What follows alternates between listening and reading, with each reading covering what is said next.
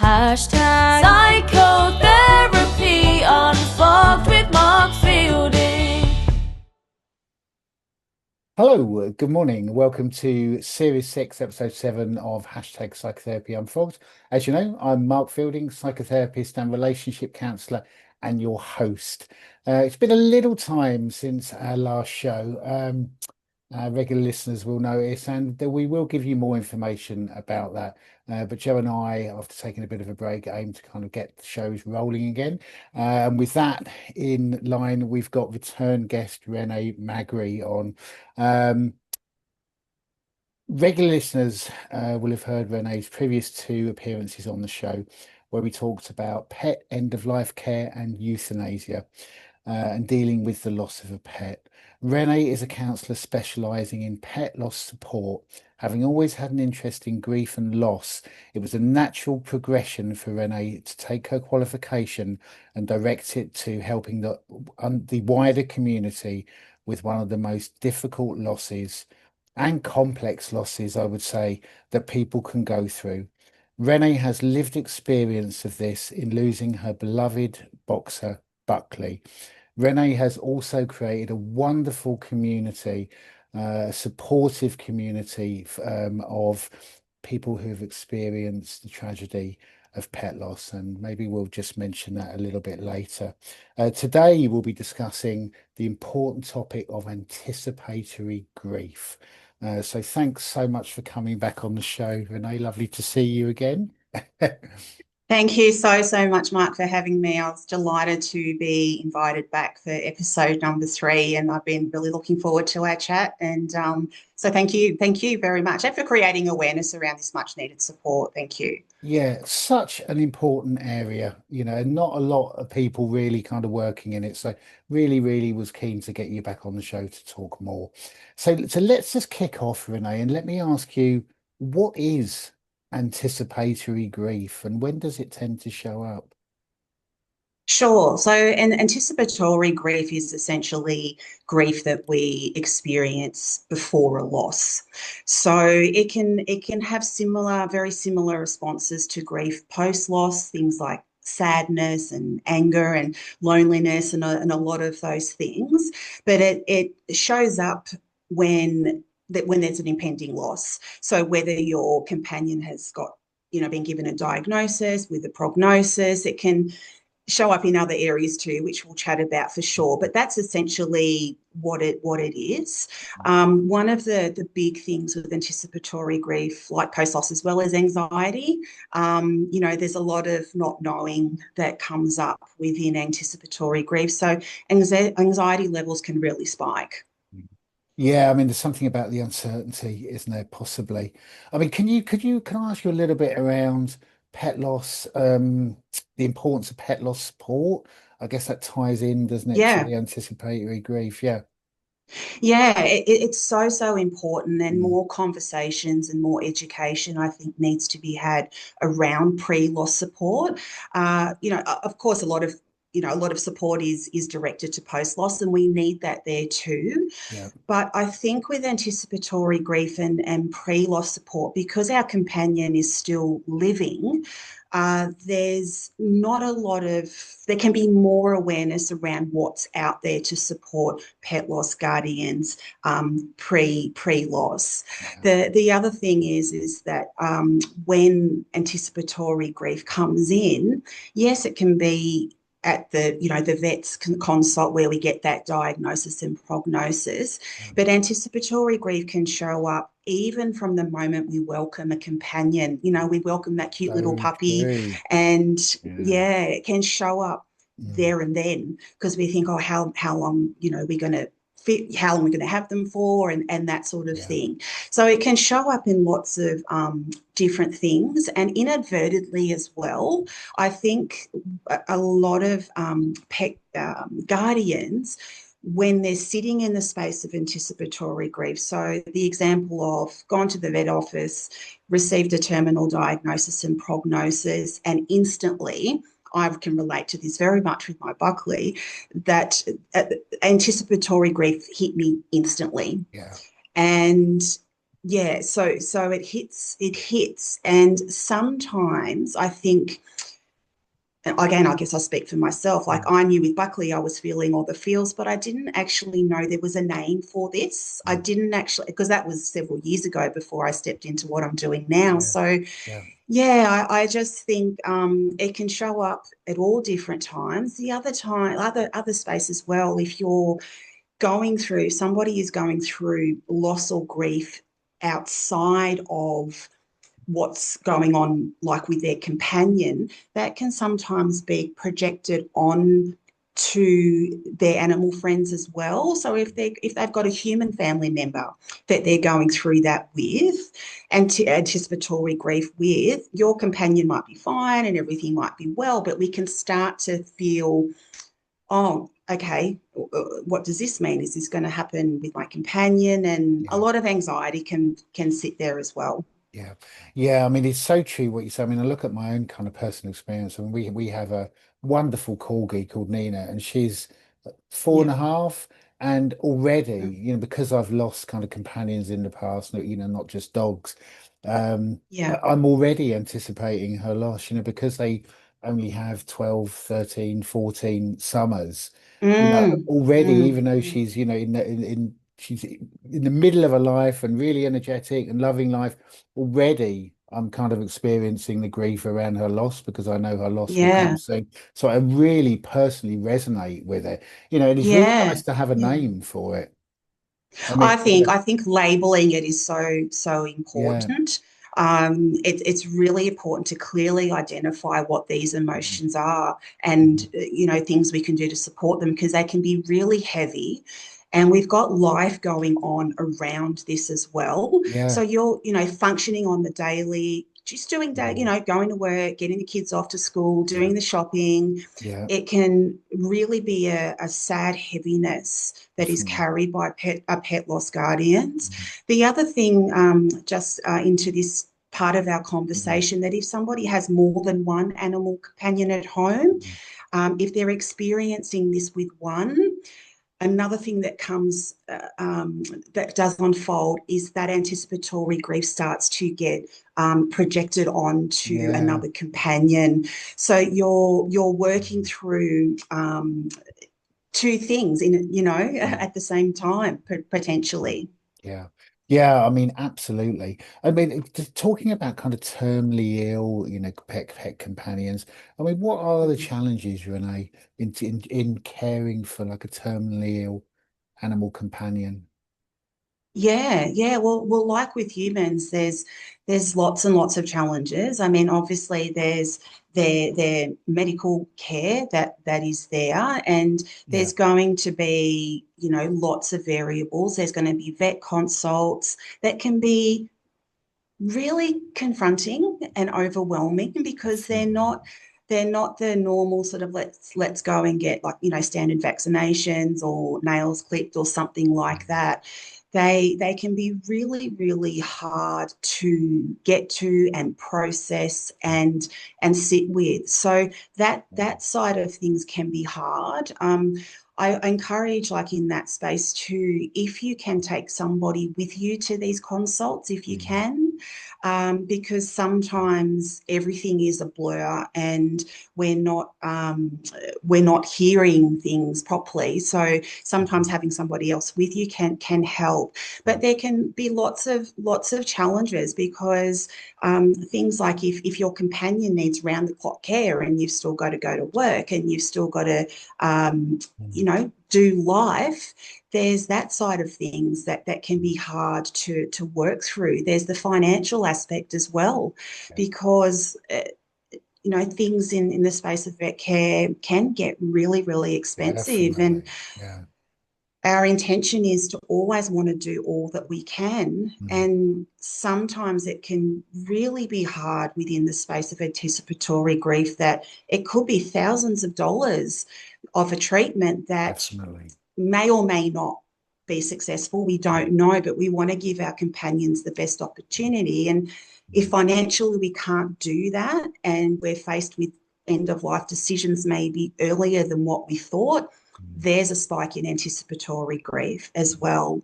So these days there are normally vet plans and payment plans. A lot of practices have that on board now, but it is still something that is, it is there and can be a concern and can really, really impact anticipatory grief. Yeah, because I guess, I mean, vet care is so expensive. I mean, we have, yeah, I mean, Mm, say similar to you over there, we have insurance schemes but even with the yeah. insurance schemes, there's still excess. I mean, it's still very, very expensive. I mean, I guess if people end up having to, I don't know, end their companion's care because they can't afford, the ongoing kind of drug treatments for something maybe like cancer. I mean, goodness me, there must be so much guilt and shame in the people, Yeah, even though they've yeah, done the very best. That must be very difficult. Is that yeah. something you It, see? Yeah, Oh, absolutely, yeah, 100%. Pet loss guilt, self-blame, shame, what if only coulda, shouldas. That's one of the biggest layers in pet loss grief as a collective, yeah. for all Okay. sorts of different reasons. Post-loss, it comes in a lot, but also pre-loss, it comes in a lot too. It could be something like, what if I did that extra test that I thought I could afford, Yeah, or like yeah. there's a lot of question asking, because Mhm. one of the big things with that, Mark, I find is that we feel such a huge responsibility for our companions.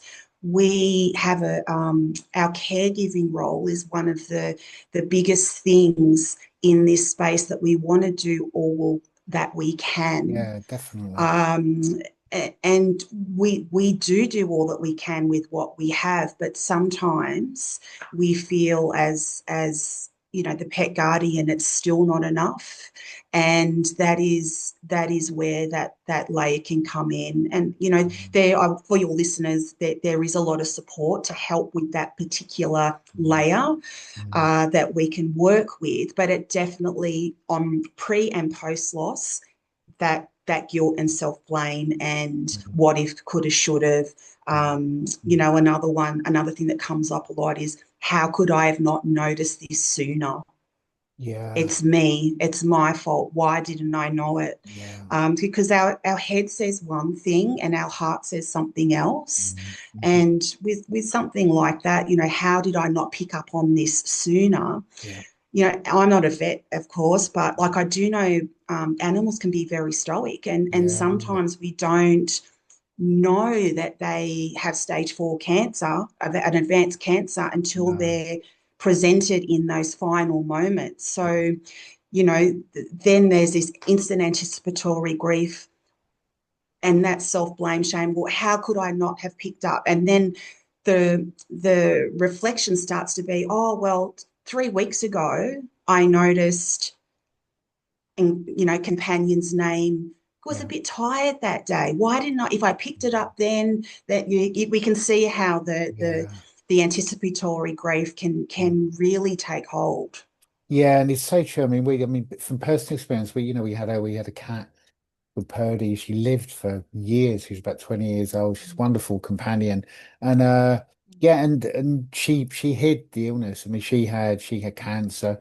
She hid it, she hid it, Yep. she hid it. The vet said, "Oh, cats will just hide it," and then it all happened really quickly. When she kind of Mm. got very ill. We went to the vet and she had to be euthanized. So I guess that's Yeah. exactly what you're saying, isn't it? And then of course the mind starts Mm. thinking, why didn't I pick it up earlier? It's so difficult, isn't it? Yeah. And I guess the Oh, trauma of having a pet euthanized, there's no preparation for it.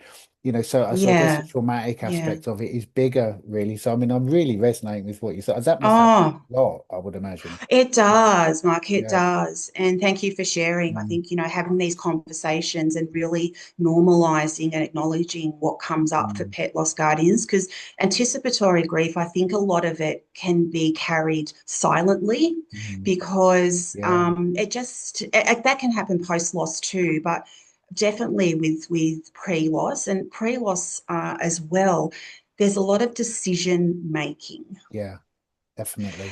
and we have, we don't want, I'm going to put in inverted commas, we don't want to get it wrong. We Mm, want to get it, in inverted commas, right. Yeah, definitely. Yeah. And that's a lot of angst and pressure, and there's a lot that sits in there. And yeah, things like, do I choose the right treatment? What's right? There's a lot of, sometimes things are going to be blurry. Mm, And there's often, with anticipatory grief, a lot of ambiguity, mm, which is that not knowing, of course. And yeah. like, we get a diagnosis, which comes with a prognosis. And I'll use my Buckley as the example. He was given 6 to 12 months, Mm, and he had 20 months. mm, So there's a lot of ambiguity and mm, not knowing, which spills into mm, the anticipatory grief. mm, mhm. And the waves of it are big. There's lots of waves. Mm, Like, if they have a good day, I know if Buckley had a good day, yeah. I had a good day. Yeah. If he had a day where things were not, that feeling, I had a crappy day, and Yeah. anticipatory grief waves would come in. I'd be thinking, what Mm, if I did this? Should I be doing that? Should I decide this? So we're on this pendulum mm, swinging back and forth. So, but the decision making is a big one, because our caregiving role, our responsibilities, we carry a lot of that very deeply mm, and very personally. And there's lots I could say more on that, but mm. that's something I really wanted to create awareness for your Yeah, listeners. yeah. I mean, Renee, could I ask you what are secondary anticipatory grief Mm-hmm. losses? But yeah, what are they? Yeah, that's a really good question, and thank you for asking. Mm. And I think I'd just explain what a secondary loss is, Yeah. because pet loss guardians experience many secondary losses. So what it is we have the loss itself, or impending loss Mhm. itself, that is there, and a secondary loss are losses that we experience outside of the loss or the Mhm. main loss. Mhm. So post loss, there's lots of things that even things like walking routines, feeding routines, nighttime snuggles, Definitely. all of that in post Yeah. loss. But centering Mm. centering it around impending losses, it could be something like the walks that you used to take or would take with your dog, and Yeah. you used to do it for this long, go on this amount of time, go on this route, and there was a routine. And Definitely. um, with either their aging, or they might have a condition or an illness that has Mm. changed, and you can't walk anymore with them, you might do other things to try to, get them outside. But that Yeah. actual part you're not doing Yeah. anymore. Yeah. And there can be a lot of grief. Grief are our thoughts, feelings, and emotions that are Mm. connected to loss, Mm. before and after loss. So there's a lot of grief that can sit in Mm. there. And that's what a secondary loss is. So something like that can really carry a lot of grief. Yeah, I mean, it's so interesting, the secondary loss. And again, just thinking about kind of my own life, I mean, obviously, Mhm. some of the happiest times are when I'm kind of walking, with Nina, we're in a forest or Yeah, something. She's yeah, loving it, I'm loving it. And just as yeah. you say, when the pet, it doesn't have to be a dog, of course, but when the pet companion is gone, there's just a massive, great big black hole where Yeah, all of yeah. that used to be the walk in the morning, the snuggles, the playing in the garden. There's just, the toys. I follow an Instagram page. I forget exactly what it's called, Mhm, and it's somebody who's mhm, lost a dog. And that mhm, the Instagram page is about the dog's loss, and it shows pictures of where the dog used to sit in the sun, now empty, the mm. dog's basket with the toys now empty. And goodness me, it's so evocative, Renee. And Yeah, these are the yeah. secondary losses you're talking about. I mean, especially with a Oh, dog, absolutely. whole life changes really. I mean, and similar Oh, stuff yeah, I mean, it doesn't have to be a dog, of course, but your whole life yeah. changes really at that point. There's a hole where your companion used to be. Oh, a Yeah, huge hole, a huge yeah, hole. The other thing too, to add to what you were sharing, is yeah. these, whether they're actions or whatever, caregiving role things, a lot of these things like walking time, feeding time, nighttime snuggles, they're a part of the day where that's the closest bond and connection that you're experiencing with them. Yeah. That is your time with them. Like if you go on that walk, and some people, whether go to places that have that bond and connection, but create a space that gives them grounding and presence, and they have such a and that comes also from the connection. Yeah. They could have had the worst day at work, like one of those real crappy, heavy days. And once they get home and go for that walk, it all just dissipates, that anxiety, that stress. They lean into, what do they lean into? They're leaning into love. They're leaning into connection. They're leaning into unconditional love. Yeah, I mean, Where they can be authentically absolutely. them. They don't have to talk if they don't want to. They can if they want to. We all talk to our companions, but we can see, we can see how these secondary losses hold a space within us as an individual. Yeah. It turns into part of who we are. Yeah, I mean, absolutely. I mean, these secondary losses are potentially really, really enormous, aren't they? I mean, as you're talking about them, I'm really, really resonate with what you're saying.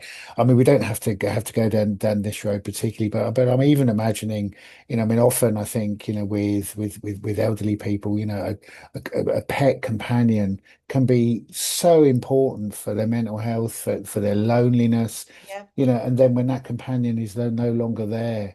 I mean, the hole Yes. that leaves. I mean, you don't have to be, an elderly person, but for an elderly person that really relies on that bond, I mean, goodness me, Yeah. it must be enormous. I mean, let me just move on. Let me ask you a little Yeah. bit about strategies, Renee. What kind of Yeah. strategies Yeah. can people use to try and cope with this anticipating grief? Yeah.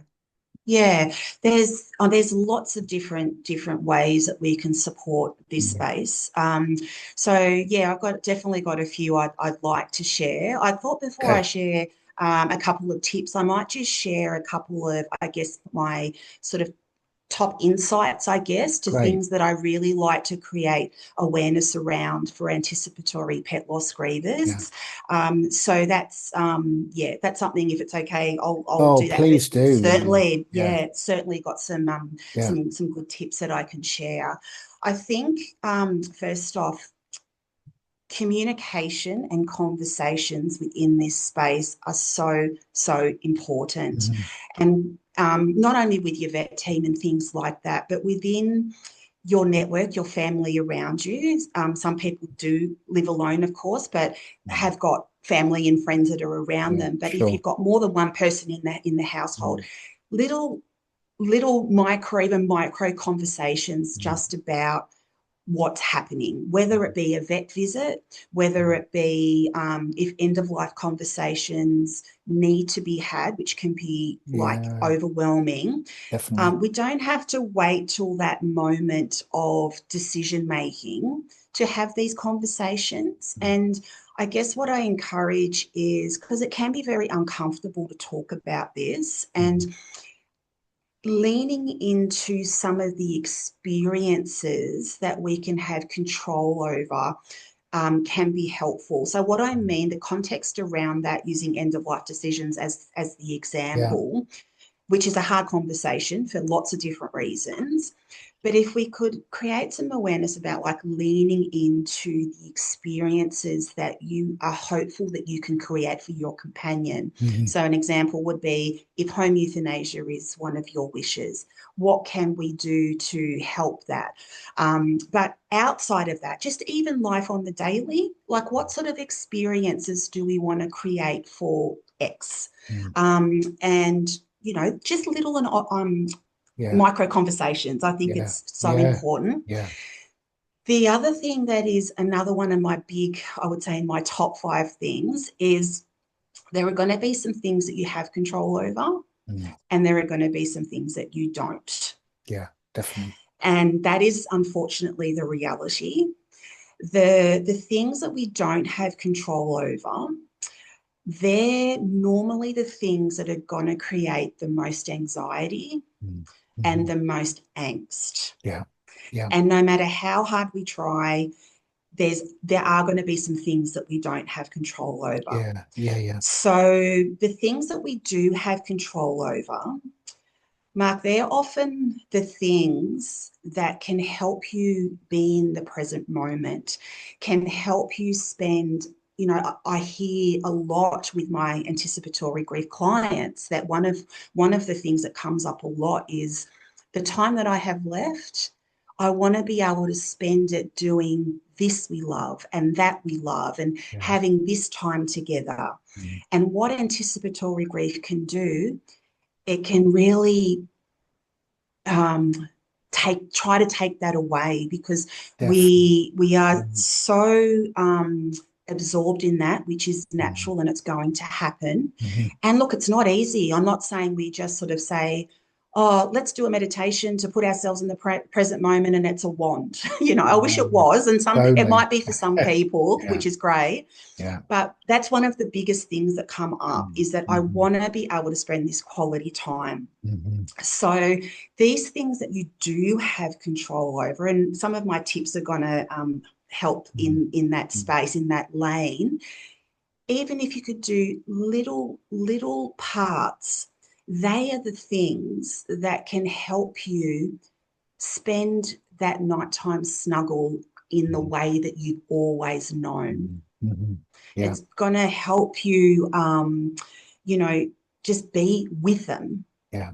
Yeah. So yeah, I'll see your thoughts on that before if you want me to keep going. Yeah. But that's yeah, I've Yeah. got some more things to share. But Yeah. yeah, But yeah, I mean, I just coming quickly. Yeah, I mean, I guess trying to be in the mm, present moment with your yeah, companion, it's very, this is not easy, as you say, but you want to enjoy yeah, every moment. I mean, say maybe your companion likes, I don't know, going to the beach or something. I mean, yes, doesn't have to be yep, a dog, yep, of course, but I guess you want yeah, to really facilitate, that mm, your companion mm, having the nicest experiences that it can. But I guess the kind of the human has to do a little bit of internal managing, because I guess it would be very easy to be not in the present moment, and even when your companion is oh, enjoying themselves, for you to be yeah, absolutely ripped up with grief about the fact that they are not going to be there yep, soon. yeah. I guess it makes it very difficult to enjoy the end of their life because of you, because of the anticipatory grief, I guess. Oh, 100% Yeah. and 100%. And I'm really pleased that you share Mm. that because the next thing I wanted to share is to help with that is to grieve the anticipatory grief, Yeah. Okay. So that's really is to say more. actually, yeah, to encourage to actually grieve that anticipatory grief. Okay.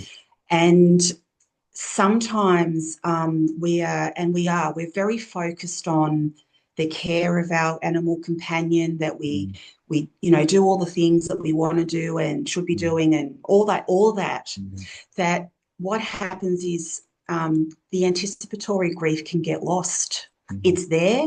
We mm, know we can feel it. We know we have these waves of it. We know we have, and that's it, we know it's there. But sometimes the focus is, and we do, of course, we're going to focus on our mm, companion, mm, but the human is important too. mm. And the anticipatory grief, to me, yeah, really needs to be grieved and mourned. And just like Yeah. grief post loss. So, everybody, like grief post loss, again, everybody is going to, it's a very individualized experience. Um, you yourself could be going through anticipatory grief together with other members of your Yeah. family in the Yeah. same household, Yeah. and they're going to express that differently. There can be sometimes other people think that you're uh, taking it too hard. They're still here. What are you worried about? Like, Yeah. they're not dead yet. Like, just cheer up. Just, Yeah. those silver lining, or, he's all right today. You'll be right. He'll be right. You'll be right. which is so invalidating. Very. You know, those sort of in the space of those silver lining type of vibes, which can give me the icks, but that's a whole other conversation. But yeah, grieving the anticipatory grief, and there is support in all different ways, which we'll get to a bit later, but that's one thing. Definitely grieve it and label it and witness it. Not easy, but we can create space. You can grieve your anticipatory grief and keep caring for your loved one at the same time. So that's definitely something else. Yeah, I mean for sure. yeah, I've never heard that, about grieving the anticipatory grief. I mean, that is so interesting. Renee, could I ask just a little bit more around what that would look like? How somebody would kind of Yeah. do that internally, depending on the Yeah. Well, situation, of course. Yeah. yeah, well, depending on the situation, but I guess the parallel, like if you look at grief post loss, we're encouraged to witness the grief, to release the grief, give the grief space to move, feel those feelings, all of that sort of stuff. And I really think that the same parallels applies to anticipatory grief. So if you're grieving an impending loss, and you are carrying anticipatory grief, which are your thoughts, feelings, and emotions, we want to be able to do the same things as what we do post-loss. So we want to witness it. We want to label it. We want to really get deeper. Let's use anxiety as the example, because that's a big one in anticipatory grief. Let's explore that more. Like, let's label that anxiety. What is it saying to you? When do you notice that the anxiety is present? So that sort of thing that I would really encourage, like if I'm working one-on-one with a client, and then it's about what can we do to support that anxiety that's sitting in the space of anticipatory grief. And a lot of the things that we do with self-help outside of grief can also help us inside of grief. So for an example, and we feel grief in our body as well. So for example, if somebody, likes walking, I know I do a morning walk for every morning, some things that you're already doing can help your grief, help your anticipatory grief, but we might need to bring different conversations and compassionate language just to guide it in different ways to really, I think the summarization mark, that to really acknowledge it, to really validate it, to label what it is. And one of my things that I say, and if any of my clients are listening to this, they'll know, I always visualize giving grief a big hug, because grief is love. Lovely. Yeah. Grief is love, and it's proportional to the love. Your anticipatory grief is, I would say, I could speak for most people, it's going to be strong because the love that you have for your companion is too. Definitely.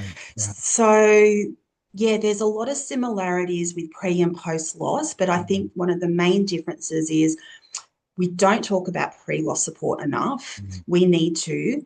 And I just want your listeners to know that if they're going through this, that I see you, I hear you, you're not alone, and you don't have to do this alone. And it's about walking alongside your anticipatory grief and being there compassionately. And a lot of the language that we bring into can also make a difference. Compassionate language is very helpful within this space as well.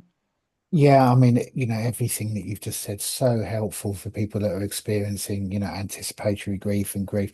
I love the idea of giving your grief a hug. I mean, I've literally never heard that, Renee. I mean, that's beautiful, actually. I mean, and that must be, I mean, obviously you don't have to, talk about your experiences in this, but when you're doing with the client, goodness me, that must be so powerful. I mean, I could do really, really powerful. I mean, imagining a client, deep in anticipatory grief, visualizing giving their grief a hug. Goodness me, that must be very powerful. I mean, it must really release a lot of emotion, I would imagine, for them. I think so. I think sometimes talking visually can help other than a lot of words. And that's one thing I Yeah. do. And that's literally how I visualize it because it's Mhm. love. We want to hug it. As Yeah. we know, there's no instructions for grief at all, but there's No. plenty that we can do to help it, guide it, make it feel Mhm. safe, Mhm. and just, yeah, as I say, hug it. It's gone really quickly. We're almost out of time, but I have to ask you, what kind of support is out there, Renee, for people experiencing this? Yeah, yeah, Yeah, absolutely. Look, there's all different, there's so much more awareness now for pet loss support, which is great. great. I know for myself, of course, I have my one-on-one private Mhm. sessions, which I Mhm. very much support with Mhm. anticipatory grief as Mhm. well. So there's that out there. I've got a Mhm. support group, a really lovely support group. Yes, Even yeah. my social media, I'm always Mhm. putting a lot of things on there Yeah, daily, my yeah. blogs, and not only myself, but there's a Mhm. lot of, a lot of that out there from a lot of Mhm. wonderful, Mhm. whether they're support services or Mhm. individuals within the space of Mhm. pet loss grief. Mhm. And everybody connects with different things too. Mhm. So, Mhm. but there is so much out there Mhm. these Mhm. days, and I just don't want anyone to feel like they have to do this alone because definitely not.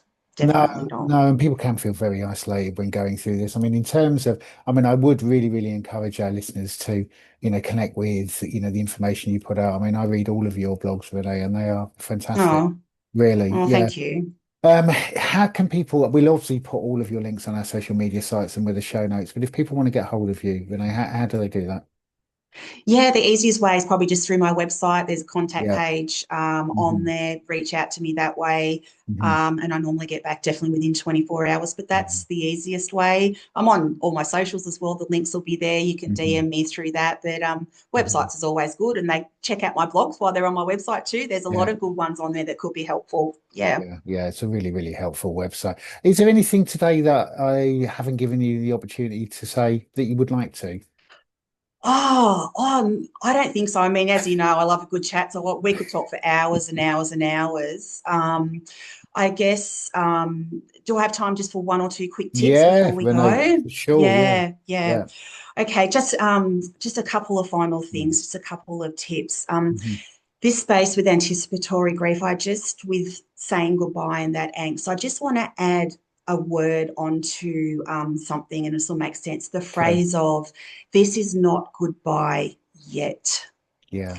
And that's something that I do say quite a lot because we know the end is imminent, that it's going to happen, but to be in the now, your companion is still living, they're still here, they're still now, Mhm. and yeah, just some focus around some ways that you can Mhm. support yourself for Mhm. that present moment thing that Mhm. we have. Mhm. So that's that yet can make a Mhm. difference. Mhm. And I guess one of my favorite tips, and we've chatted about this, but that's creating what I call a today box. Mhm. And that today box can be some things that you can actually action Yeah. on your life in the daily. And there's going to be lots and lots of different things, but a today box can be really good. So it's just a box that you create that you can put like a little note in, a special moment that you had Mhm. together, in that time, a photo. You might even have gone on some type of outing and found a special rock or a feather Yeah. or Stick. something. Yeah. Yeah, If exactly, it's a dog. exactly. Yeah. Correct. Yeah. That can become a ritual and that can help Yeah. you with like intentional presence, Yeah. intentional being in the present Mhm. moment. Mhm. Because, Mhm. yeah, we all only have today and no one has any guarantees about tomorrow. But No. True. the intentional presence. So, something like that, for an Mhm. example, Mhm. can just, even if it's a micro amount of focus, Mhm. it's a micro amount of focus that you can spend that quality time. Mhm. And the side note, is it something you do have control over? Yeah, I mean, that's so true.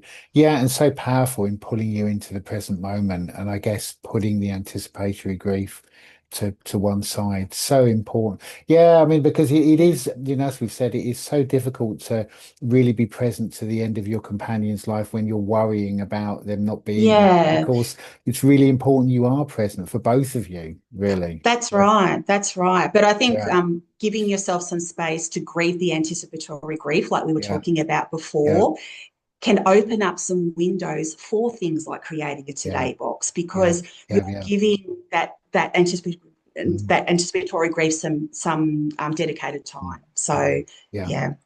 Yeah, I mean, I just want to thank you for coming on, Renee. I mean, I could literally talk to you for hours. This has been amazing. And and Oh, thank you. it's such an important area, and an area that I mean, it's talked about a little bit more, but the conversations are not enough around, what is the, complex grief situation that so many people experience. So I just think it's so Yeah. important the work you do, and thank you for all the information you put out. It must be so helpful for people and also for your community. So I know you've created a whole Thank you. community, which must be amazing. Yeah. So it's been lovely to see you again. Thank Thank you so you. Thank you much. so, so much. I appreciate the time and thank you for having me. It's been really great. Thanks so much. And thanks again to Renee for what hopefully our listeners will agree was an absolutely fascinating interview.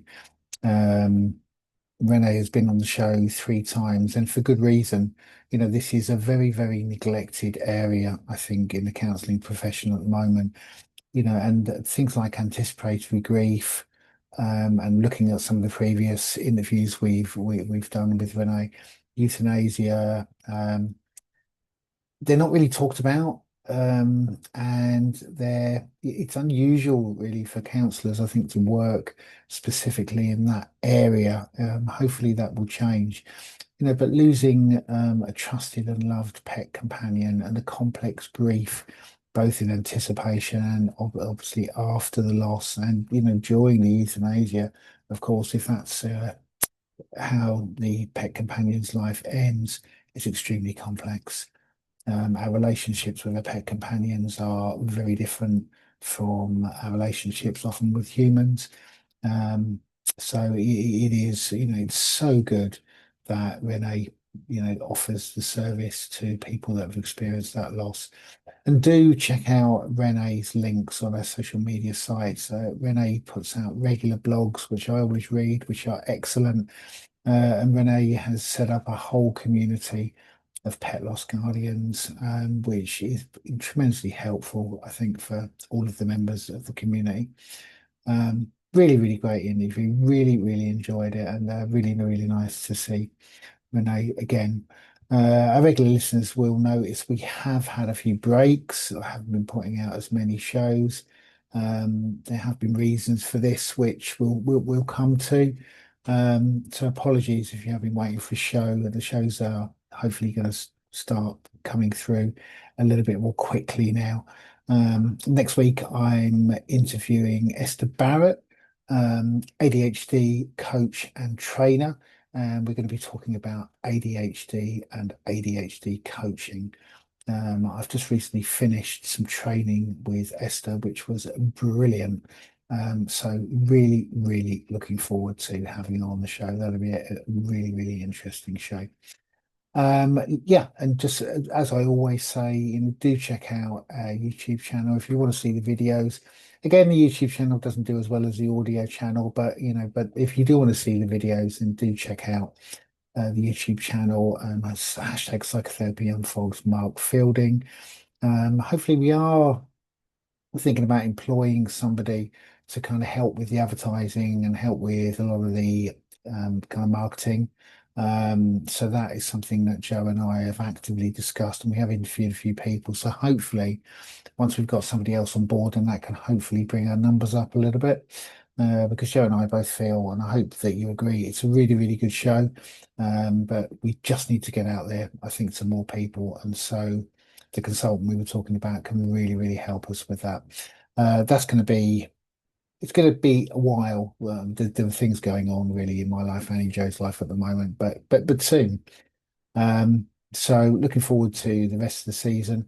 If you are enjoying the show on audio or on YouTube, then please do like and subscribe. It makes a world of difference and really helpful when you like and subscribe. And also, please do leave comments. If there's anyone that you would like us to interview, if there's anyone that you think would be a really good guest, please do let us know. We do try and be really embracive of different areas on this show. We've covered so many different areas, but if there's an area or areas that any of our listeners think we should cover and we haven't covered, then please do let us know. And Joe and I will look into that. But once again, thank you all for listening, and look after yourselves, look after each other, and look after the planet. And I'll be back next week with Esther Barrett, ADHD coach and trainer. See you then.